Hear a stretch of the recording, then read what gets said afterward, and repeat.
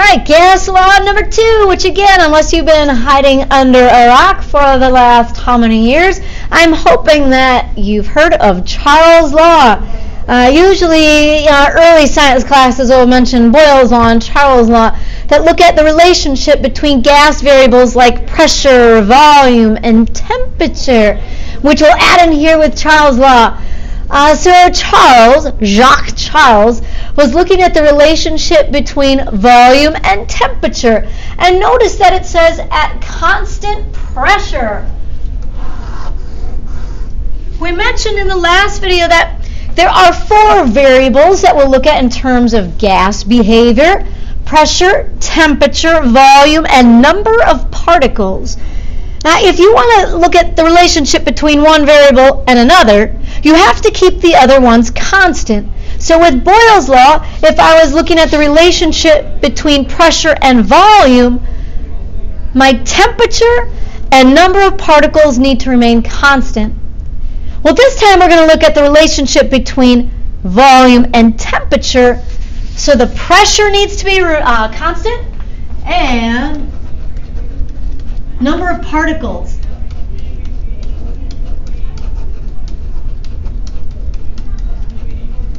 And to be honest with you, I could even write in moles. Moles is the unit that we would use to measure amounts of particles. Okay, so again, this makes sense. Here's this basic graph of temperatures and volumes. And it looks like for a whole bunch of different substances, as I increase the temperature, I increase the volume. So this needs to be some kind of a container that will allow for expansion. I usually think of balloons when I think of Charles' Law. And so we would want to explain this qualitatively in terms of particle behavior. So if I increase the temperature, I would know that temperature measures average kinetic energy. Well, if these particles have more average kinetic energy, it means they're moving faster. If gas particles are moving faster, that creates more collisions. More collisions means this thing's going to expand. If it's like a balloon or some kind of a container that can allow for expansion. Now, it also means that those collisions will be more forceful. If these particles have more energy, it's not going to be little wimpy collisions with the walls of the container. These are going to be more forceful, more meaningful collisions with the walls of the container. Which again, the number of collisions and the more forceful collisions will cause the container to expand. So I usually do think about balloons, or I remember I don't know, I must have been young, and we had to go get balloons in the middle of winter. For, I don't know, probably some birthday party. It was probably like at a skate city or something like that. I remember thinking, as soon as we got those balloons into the car, there must have been a hole or a leak or something like that, because they really looked shriveled up and deflated, kind of like my mood then. I'm going to bring these dead balloons to a birthday party, and it's tragic. You can't do that. Oh, but as soon as we walked into Skate City, or it was some skating place, I don't remember where, the balloons inflated again.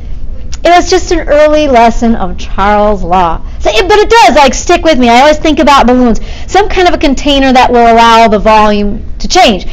Not something like, a glass beaker. A glass beaker is a pretty rigid container, which is usually the terminology that they'll use on the AP test. Now, they'll say, in a rigid container. And that means like glass or maybe metal or something that does not allow for expansion. Or they might say in a balloon or in some container that allows for expansion. And then that's kind of a good key that this could be a Charles' Law demo. Okay, so let's look at this graph too. In general, as I increase the temperature of all these particles, regardless of their molar mass or their polarity or all that good stuff, the volume will always expand. Look at what happens if you extrapolate this data down to a temperature of 0 Kelvin. Ooh, 0 Kelvin. This sounds exciting. For all these substances. Now, we can't really create this in the lab. Now, we could take a balloon or something like that, and we could gradually cool the balloon, and as we change the temperature, we could measure the change in volume, and we could plot a cute little graph like this. But in our lab, or I should say in no labs in the world, have we been able to really get data down to 0 Kelvin or absolute zero? We've been close. I mean, darn close. I think like the closest is in like nanokelvins, like fractions of a Kelvin. So we are darn close to achieving 0 Kelvin or absolute zero in a very controlled environment. Our laboratory is not what I would consider a controlled environment.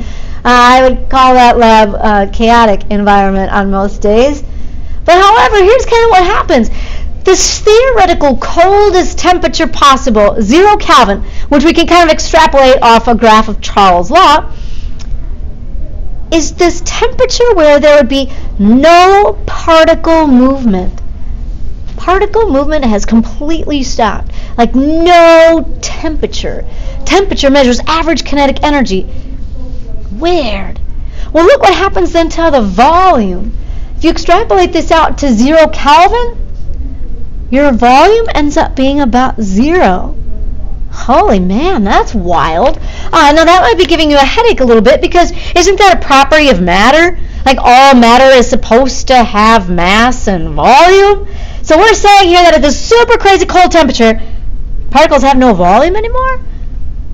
Well, we're going to come back and revisit this thought shortly. But think about it this way, that like in a sample of gas, let's say I have a 1 liter balloon filled with liquid and a 1 liter balloon filled with gas.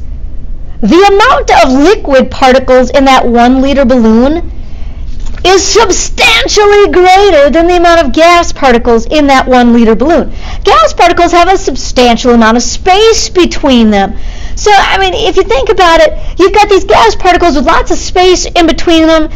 If you were to condense them all the way down to a point where there'd be no movement, there would really be like no measurable volume, because there's not a lot of particles in that 1 liter balloon. And these gas particles are ridiculously small, so that if I were to condense them down as far as I possibly could, we would really have no measurable volume. And there would be no collisions anymore.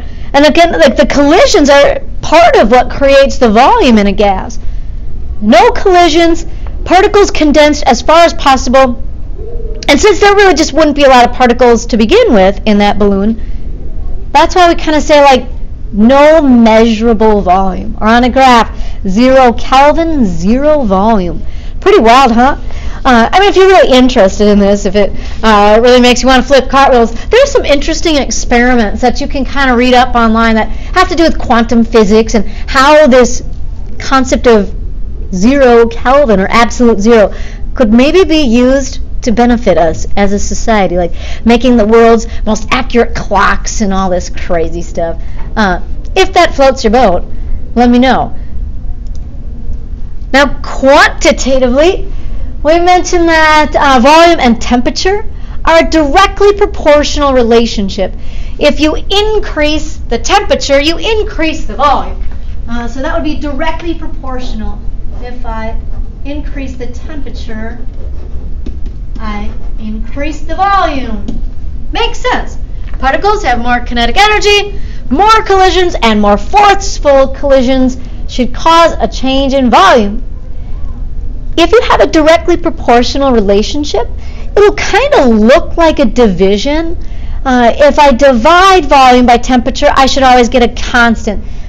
So if I have a set of conditions, I should be able to compare that volume and temperature to a new set of conditions. Okay, so here's what happens. Let's start plugging this all in.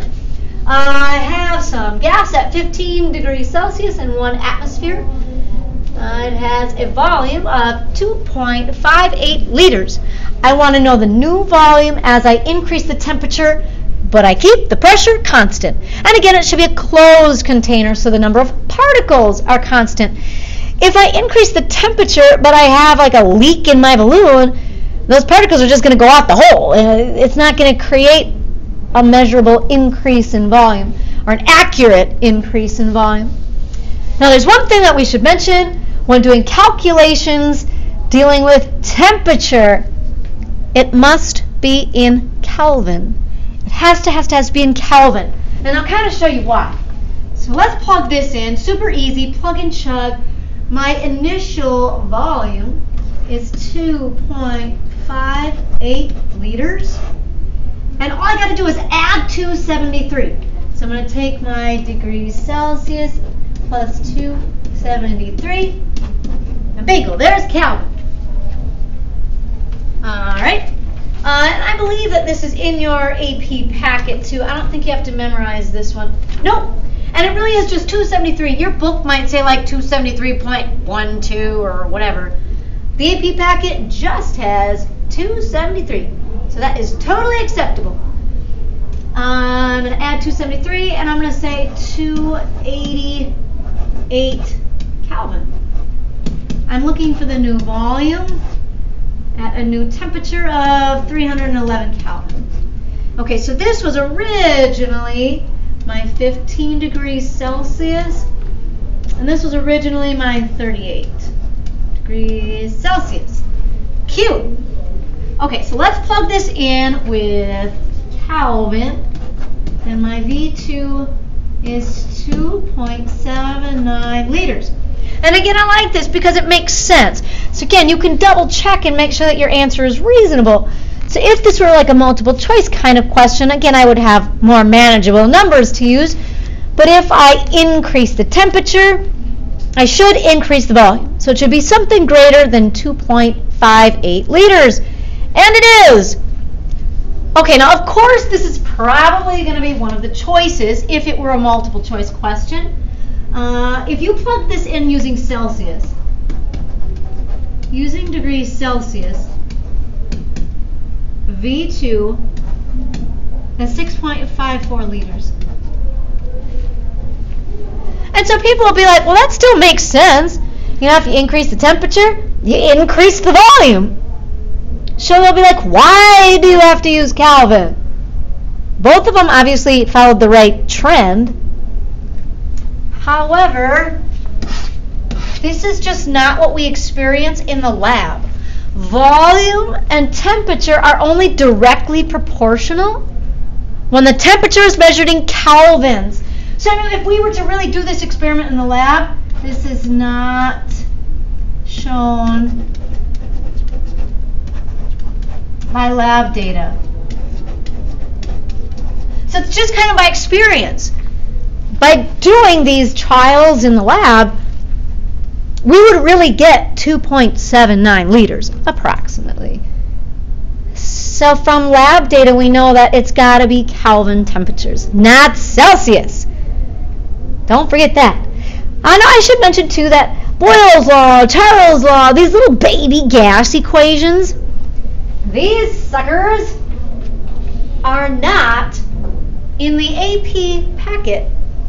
Now, could I be asked to do a calculation like this? Absolutely. You just kind of have to know that if your relationship is directly proportional, I always remember it as like the variables are directly on top of each other. So I would know in my head that temperature and volume are directly proportional in relationship. It's always volume over temperature. Boyle's law was the opposite. Boyle's law was indirectly or inversely proportional. And then I kind of always remember that's going to look like a multiplication. Now the other option too would be a relationship between pressure and temperature. This was kind of studied by Louis-Joseph Gay-Lussac, or Joseph-Louis Gay-Lussac. He was kind of piggybacking off of Charles. They were working together. And so when Charles came up with this profound data, and at the time this was a big deal, Gay-Lussac said, well, what if I have a rigid container?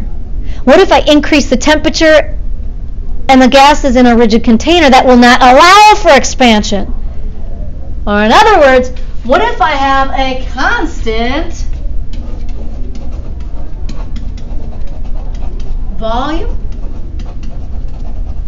but it's still a closed container, which means the number of particles is also constant. Number of particles or we could call moles. Well, then he said you're not going to see, obviously, a change in volume, but you would still see a change in pressure.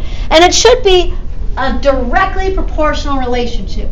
That as I increase the temperature, again, I'm increasing the kinetic energy. So the particles are not only moving faster, which would cause more collisions, but they should also be more forceful collisions. Well, this time, if the container cannot allow for expansion, I'll just see an increase in pressure. So it's another directly proportional relationship. The calculation would look very similar, but it would be pressure over temperature.